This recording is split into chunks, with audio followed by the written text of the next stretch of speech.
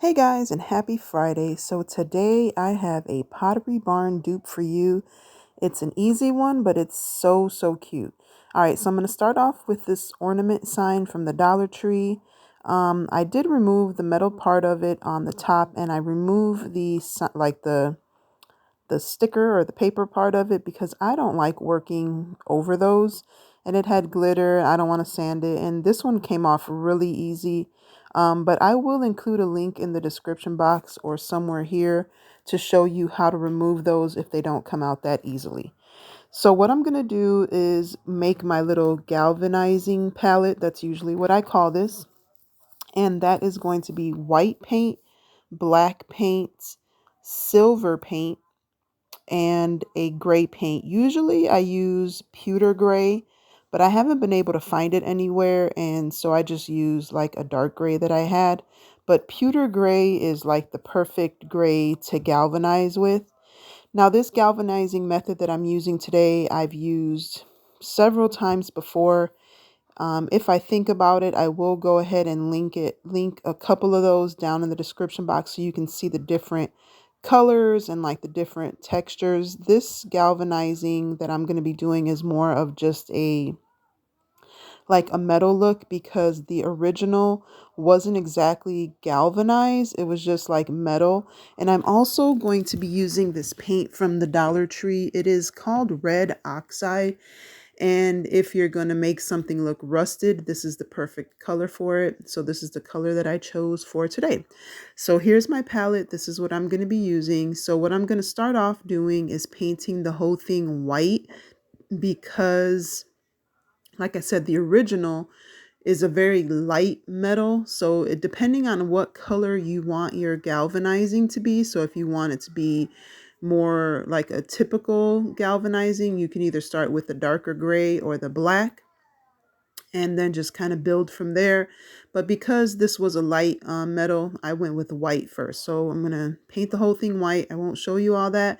And it wasn't like a perfect coating. You know, I didn't do full coverage. I just wanted to get kind of a base down. So then I'm going to use these little makeup sponges from the Dollar Tree, and I'm going to go ahead and start off with black. So I'm going to start with my darker color first, just to get that base down. Again, I started with the white because it is going to be a lighter color, but I want to get all the colors in there so that you can see the difference, you know, and you can see that galvanizing metal look. All right.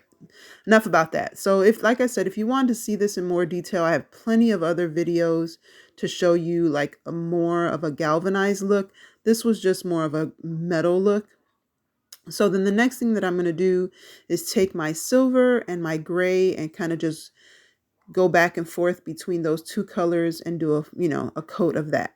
Then the last thing that I'm going to do is go over it with white and silver. Just again, do a combination of both colors just to get that metal look down. You'll see at the end, I will show you what the original looked like and then show you what mine looked like.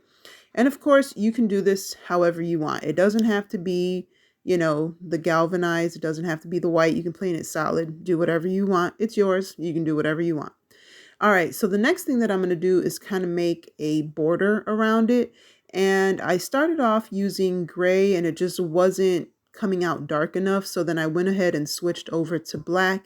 And what I did was I took the black and kind of put it on there, and then I used whatever I had put on there and just kind of spread that out as opposed to putting more and more black on there. I just used what was there and kind of spread it spread it around the edges, and it was more than enough to kind of get that color all the way around. And you can go back and forth, put whatever color. It just gave it a little bit more dimension, made it look like there was a border or an edging around it. But again, if you don't want this, you don't have to do this. This is just how I wanted it. I wanted to make it as close to the original as possible. And I think that this was the best way to achieve it. So you see, I'm just using whatever's on there and kind of going around. And I added a little bit here and there, but for the most part, whatever was on there is what I used because I didn't want it to be too dark. So yeah, so that's what I did here, and I'm just showing you how I kind of just smoothed it around. And see, I didn't even really put it in the paint there. I just kind of took whatever was hanging off the edge there, and that's what I used to put on to the piece there. All right, so this is what it looks like once I went around the edge and kind of gave it a border. Once it dried up, this is what it looks like. So then I'm going to go ahead and I need to kind of dull down that silver of the little top of the ornament. So I'm just going to take some of the gray and some of the black and kind of mix it up and just dull it down, kind of matte it down a little bit because it was just a little bit too shiny for my liking. And again, the original wasn't that shiny. So I went ahead and um, like I said, dulled it down. And of course, if you don't mind, you can leave it just like this. That's fine. So guys, today I am part of Duping Through the Holidays. This is hosted by Brandy over at the DIY Struggle. Guys, she's amazing. Check out her channel and check out the playlist because there are some amazingly talented people participating in this collaboration. There's also a giveaway. So the way to enter is to go ahead and comment on everybody's video. And let's see. So what is your favorite Christmas tradition? That's my question. So be sure to answer that in the comments down below to be entered. And again, go to everybody's video and comment to be entered. And if you're coming over here from the playlist, welcome. Thank you so much for stopping by. I appreciate you. I hope you stick around, hit that subscribe button, hit the like button, hit the notification bell, and make sure you come back because we're doing this every Friday of the month of November. All right, so next thing that I did was I went onto my Cricut and I made a stencil. So basically you make your little decal or whatever, and instead of you do like a reverse, what's the word I'm looking for? A reverse, I can't remember what it's called. I'm drawing a blank right now, but weed, that's what it is. So you take out the letters, you take out the designs so that you're left with a stencil. And just make sure that when you put the stencil on there, you get all the little, like the innards of the E and the R and the A and all that stuff. Just make sure you don't throw those away because I've done that before. And if not, no big deal. You can just kind of paint over them. All right, so again, I'm going to take the makeup sponge and I'm going to use that red oxide paint and I'm just going to dab it on, to the stencil and just make sure, you don't press too hard because you're going to get a lot of bleeding that way. So I went ahead and gave it 2 coats and then I'm going to go ahead and glue the little metal like hook or hanging part of the ornament back on there. And I just slapped a whole bunch of hot glue on there because sometimes these little metal pieces don't really stick very well. But this one stuck pretty good because it already had some like glue on the back of it, so it stuck pretty good.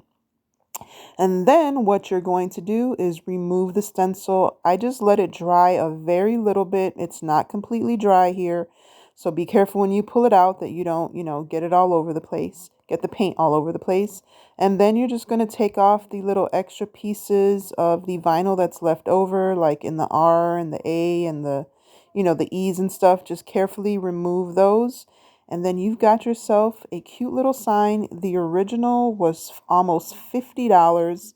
And I was going to put these extra pieces on there, but I kind of like the way it looked that way. Now, it's not exactly like the original, but it's very, very close. And I used all of the free designs on my Cricut design space. I didn't use anything like from the subscription. So you can definitely just kind of put these together. And I think my fonts were from DeFont. I had them already in there.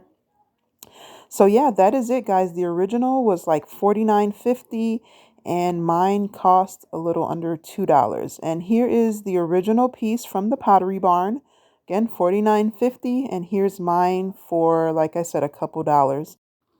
All right, guys, so thank you so much for watching. Be sure to check out the playlist, check out Brandy's channel, and until next time, be blessed and be the reason someone smiles. Bye.